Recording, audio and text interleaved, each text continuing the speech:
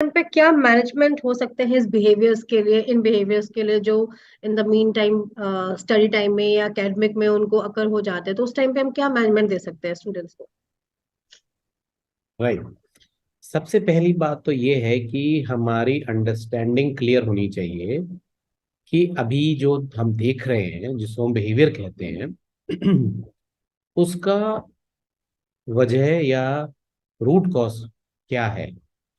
ये जानना या समझना जरूरी इसलिए है कि अगर आपने रूट कॉज ये समझा है कि ये चाइल्ड का बिहेवियर है, चाइल्ड ऐसे कर रहा है, चाइल्ड कुछ करना ही नहीं चाहता है, चाइल्ड यहाँ से भागना चाहता है, चाइल्ड पढ़ाई नहीं करना चाहता है, या हमारी बात डेलिबरेटली मानना नहीं चाहता है, अगर आप ये मान के चल रहे हैं तो आप चाहे अनचाहे कुछ और ढंग से ट्रीटमेंट देंगे, उसे सुधारेंगे, ठीक करेंगे, करेक्ट करेंगे, उसको कंसिक्वेंस बताएंगे, बताएंगे कि क्या अगर आप ऐसा करोगे तो क्या होगा, आप इस तरीके के ट्रीटमेंट में चले जाएंगे, जो कि गलत होगा।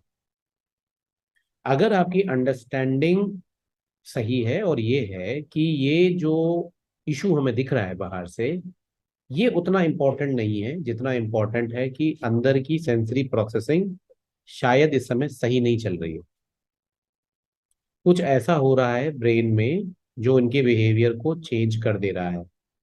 ये चाइल्ड बिहेवियर नहीं कर रहा है, इनके बिहेवियर की जो चेंजेस हैं वो ब्रेन के अंदर सेंसरी प्रोसेसिंग चेंजेस की वजह से दिखाई दे रहे हैं।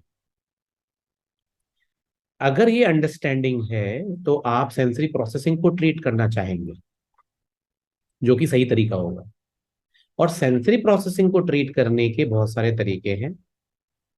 सबसे पहले तो ऑक्यूपेशनल थेरेपिस्ट के साथ एक अंडरस्टैंडिंग बननी चाहिए, कंसल्टेशन होना चाहिए, असेसमेंट होना चाहिए, टू अंडरस्टैंड कि सेंसरी प्रोसेसिंग में कौन से सेंसरी सिस्टम में इशू दिख रहा है। इसके कुछ ऑब्जेक्टिव फाइंडिंग्स होती है। ऑब्जेक्टिव फाइंडिंग्स का मतलब ये नहीं है कि आप ब्लड टेस्ट कराएंगे, आप स्कैन कराएंगे। हम्म। थेरेपिस्ट के क्लिनिकल टेस्ट अपने अलग होते हैं। जो थेरेपिस्ट ट्रेंड हैं सेंसरी इंटीग्रेशन में, सिर्फ वही लोग इन टेस्ट को कर सकते हैं।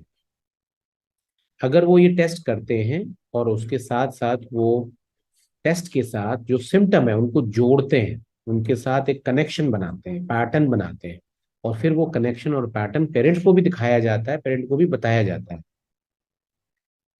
अगर आपका थेरेपिस्ट ये कर पा रहा है, अगर वो ये समझा पा रहा है कि आपके सिम्टम और आपके सेंसरी प्रोसेसिंग में क्या कनेक्शंस हैं, तो आपके लिए फिर सेकंड स्टेप होगा ट्रीटमेंट का कि कुछ ऐसी एक्टिविटीज, कुछ ऐसी टेक्निक, कुछ एक्सरसाइजेस, कुछ हम उसे कहते हैं sensory motor activities.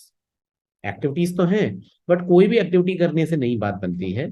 Sensory motor activities करने से सेंसरी प्रोसेसिंग को ठीक किया जा सकता है, इंप्रूव किया जा सकता है, उनको बेटर बैलेंस्ड वे में बनाया जा सकता है।